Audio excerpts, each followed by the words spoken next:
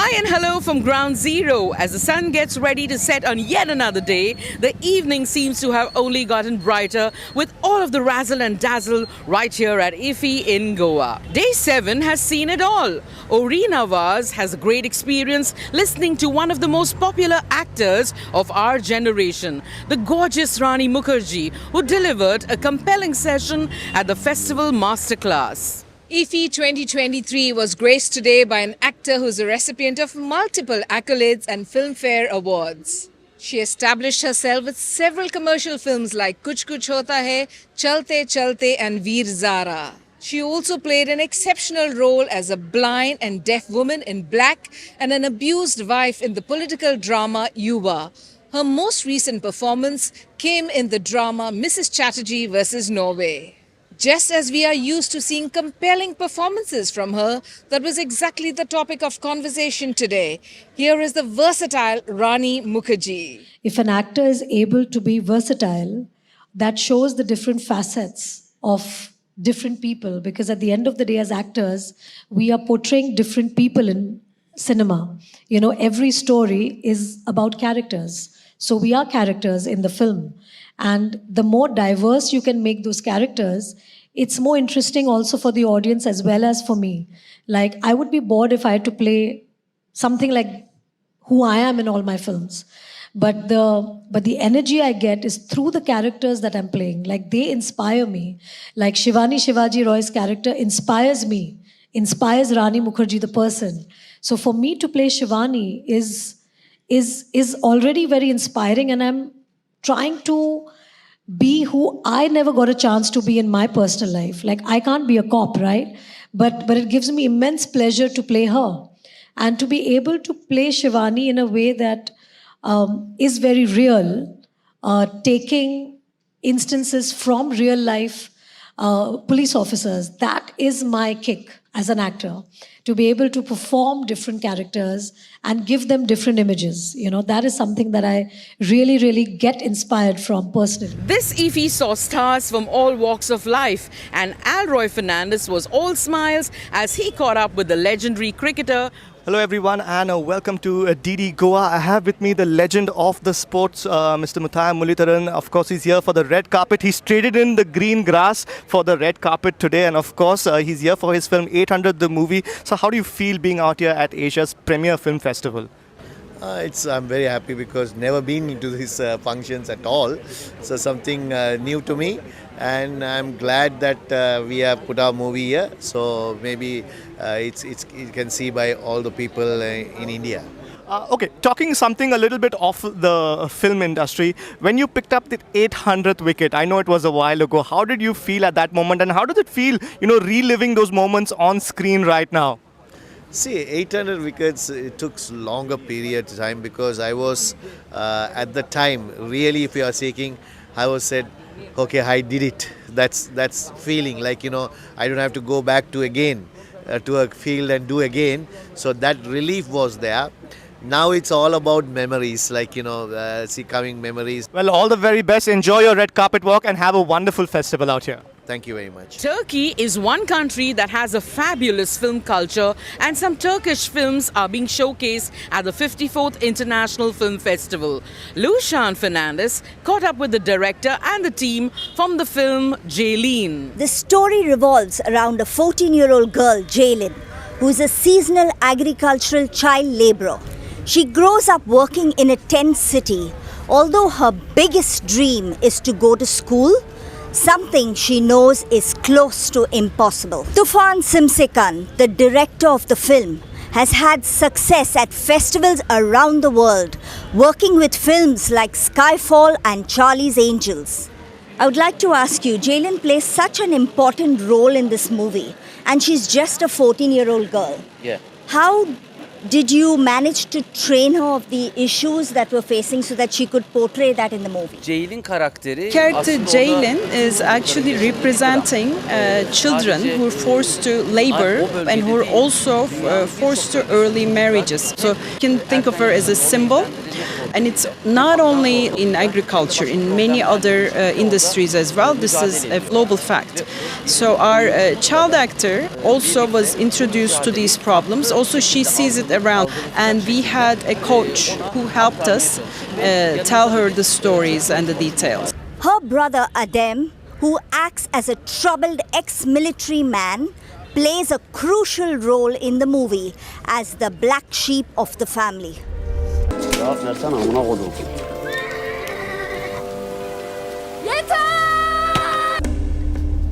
I would like to ask the actor, you had such a difficult role to play in this film. Okay, how challenging was it and how did you do it? This character of Adem is an other within a community which is composed of others. So this community is already severely othered, right? So there are others isolated, but the character of Adem is the other of the other. And it was a challenge for me to play this part.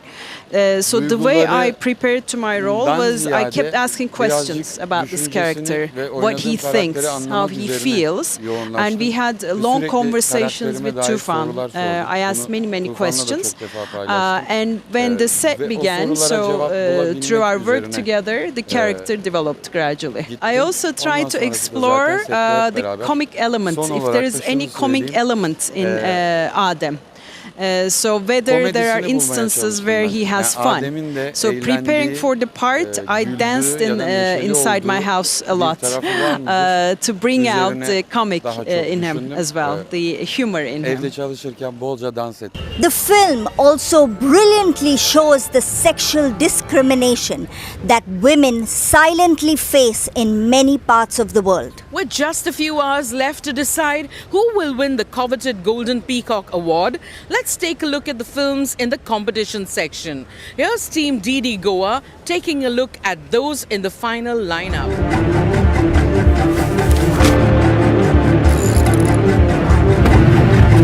With many award-winning feature and documentary films to his credit, Bulgarian director Stevan Komandarev is showcasing Blags Lessons at IFFI. Blaga is a 70-year-old recently widowed former teacher and a woman of firm morals. When telephone scammers con her out of the money that she has saved for her husband's grave, her moral compass slowly begins to lose its bearings and she transforms into a scammer herself. This is Blags Lessons.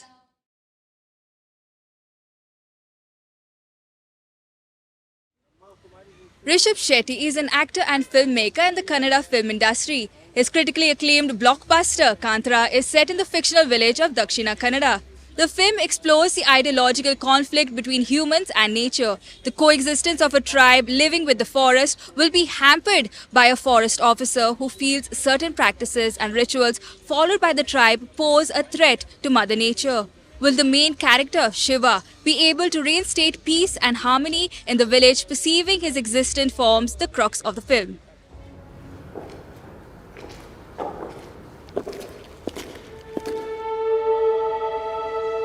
Woman Off is a 2023 Polish-Swedish drama film written and directed by Malgorzata and Michael Engert. The drama is set against the landscape of the Polish transformation from communalism to capitalism.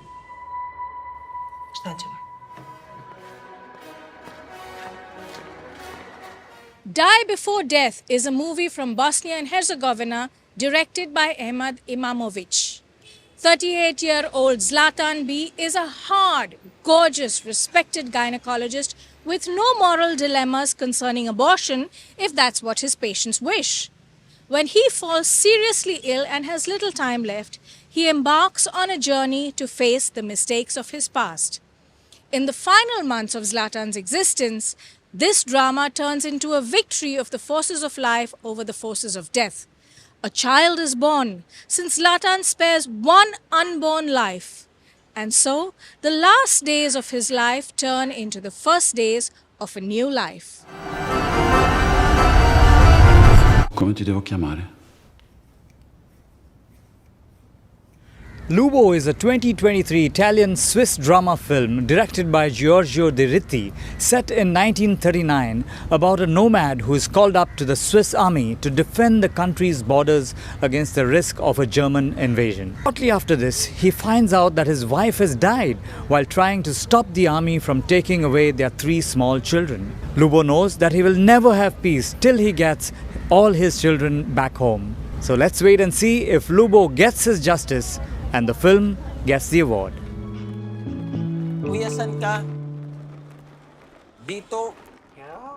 Ashok हो चित्रपट सेऑन डेव्हलिन हो पहिल्या पिढीतलो Filipino Chinese Irish Canadian चित्रपट निर्मातो आनी comedian.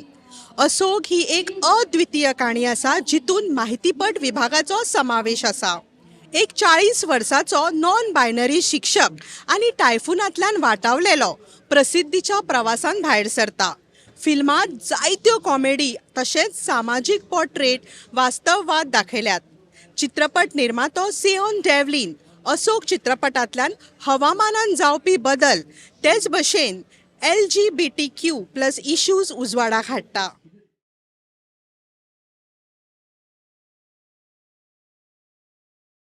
A film directed by Tina Barkalia, Russian director of Georgian origin. It is set in the early 2000s.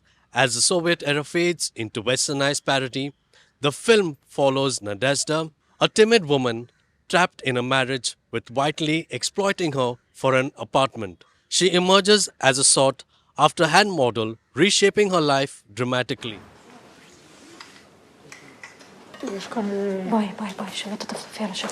Israeli director Mayan Rip's debut feature is an interesting story about a modern single woman, Ella. She is a 34-year-old mistress who experiences the sudden death of her lover, but is the last to hear about it. No one thought she would dare to show up at his house alongside his family and other mourners during the Jewish ritual Shiva. Keeping her identity under wraps, Ella dives into a world once forbidden to her, and eventually she demands her legitimate right to mourn.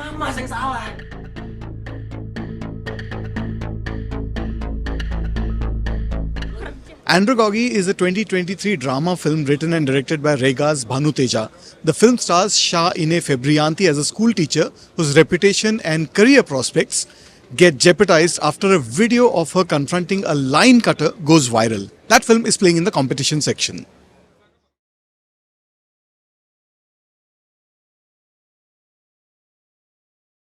Arnath Dipaliyesh directed Party of Fools is a story of female solidarity, a portrait of women who dream of a destiny other than the one mapped out for them.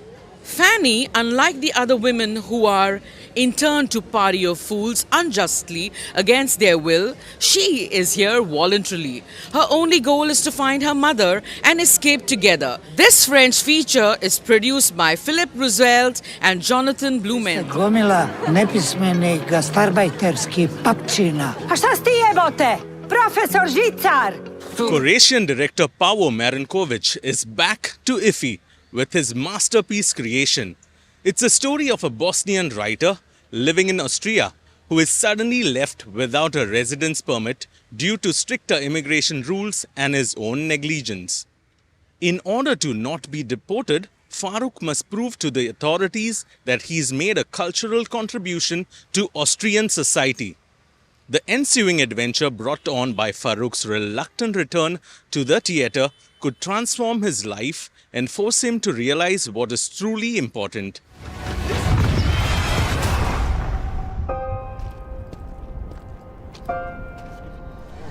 The German director Lars Kram has made a haunting film about the genocide of the Herero and Nama tribes in 19th century Berlin. German ethnologist Alexander Hoffmann travels to the former colony German Southwest Africa, now Namibia, to gather skulls and art for the Berlin Ethnological Museum, and slowly begins to lose his moral compass for career gain, failing to oppose white supremacy as Germany's history darkens. This is Measures of Men.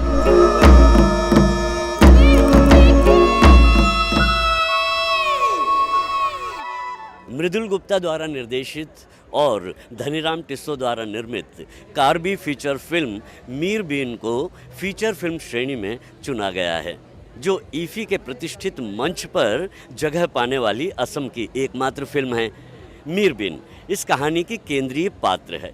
बचपन में उसकी दादी जो है उसे एक कहानी सुनाती है जो परिकथा सी है, और वो कहानी सेरडीहून जो कि कार्बी आदिवासी मान्यता के अनुसार वस्त्रों के देवता है। अच्छा, उस कहानी से उसे जो है कुछ करने की प्रेरणा जागृत होती है, लेकिन भाईचारे की झड़पों के बीच जातीय संघर्ष 2005 में पूरी भूमि को खूनी बना देते हैं।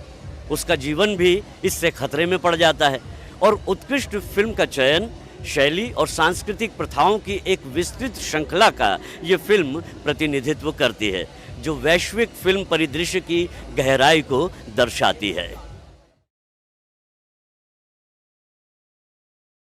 Sana is National Award-winning filmmaker Sudhanshu Sarya's latest offering.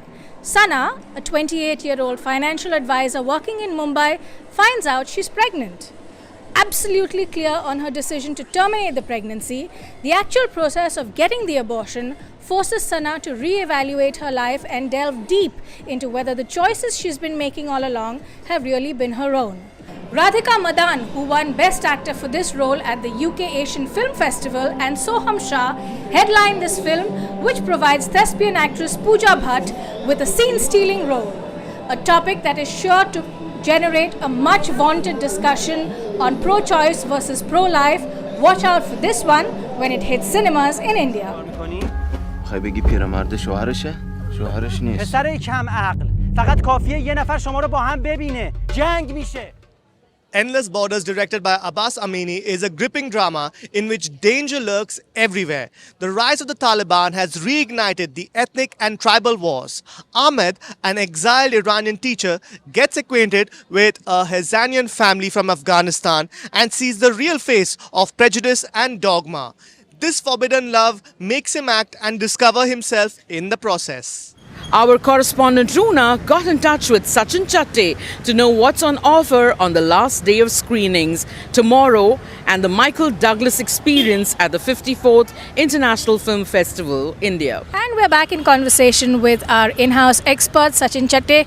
Sachin, movie marathon day 8, how's it been so far? And what about today? Well, there have been a lot of B-tier films which have made it to the smaller festivals, not so many bigger ones. There have been some films from the Cannes, Venice and Berlin festivals, but also some of the smaller ones like the Tallinn Black Night Festival and among several others. So tomorrow there's a very exciting film which premiered at the Tallinn Black Night Festival called Endless Summer Syndrome.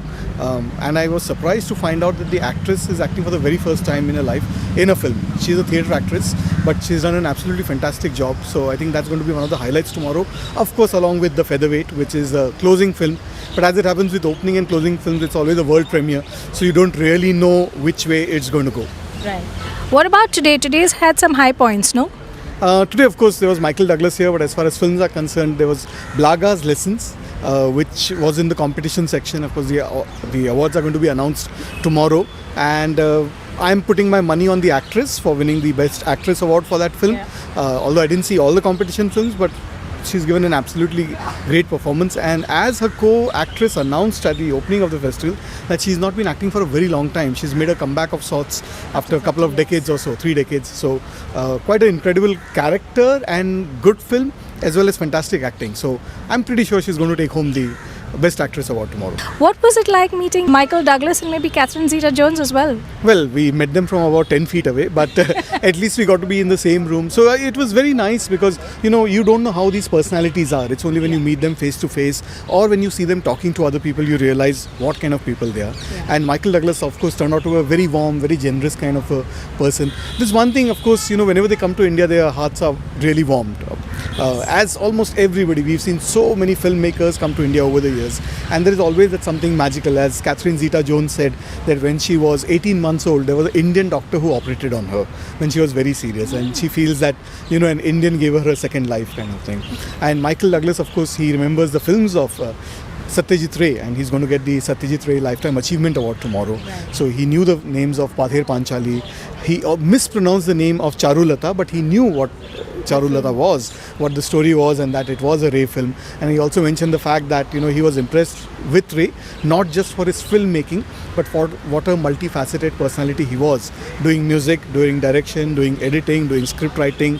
He also used to do his own storyboards. So Douglas was very well aware of Ray's work in that sense. And of course, as they said, that this is the 4th time to India. So they've been to the northern part of India a few times, to Mumbai a few times, but this is the first time to Goa, which kind of comes in southwest part of the country. So it was very nice to see him talk, in a very candid manner about his work and about his life. Reflecting back on your long and successful career as an actor, as a film producer, how easy or how difficult was it to step out of the shadows of your father, Mr. Kirk Douglas, who was a legend? Stepping out of my father's shadow took a long time, at least for me personally. And it really, it was sort of interesting. We sort of had similar careers in that his beginning of his career, he was playing the sensitive young man. And it didn't really work until maybe his 6th or 7th movie was a movie called Champion in 1950, which he was nominated for an Academy Award. He played a nasty fighter. And then that dark side, that nasty side of him sort of changed his whole direction and perspective of working. And similarly for me, in an earlier part of my career, I was playing more softer kind of roles, but you always have the situation where you're acting and someone's, oh, it's just like your father. Oh, that's very, well, he's 50% of who I am, so I'm sure I have expressions. Oh, that's just like him. So there was always that element and quality. And I must say that when I won the Oscar for Wall Street, I was very excited. But that was the moment when I felt like the Oscar, you were nominated for an Oscar by your acting peers in the Academy. So when I got the nomination from my fellow actors, like, whoa, it had nothing to do with my father. It was a nomination for me. That was a tremendous, tremendous moment. And the fact that I won, like I couldn't believe. And my son Dylan is a young actor, our daughter Carison. So I've shared with them, the pressures of what it's like to have your father famous and dealing with that.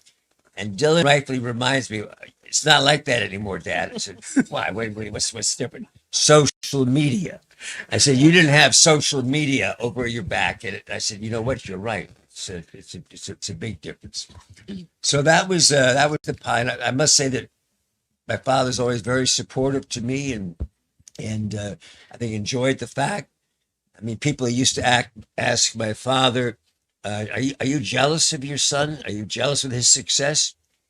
And he would look at them. What are you talking about? This is it's a continuity of generations. It's a sense of immortality that you can see going from one generation to the other. So that made a big difference. With that, my friends, it's time to say goodbye and good night from the land of films, fun and festivals.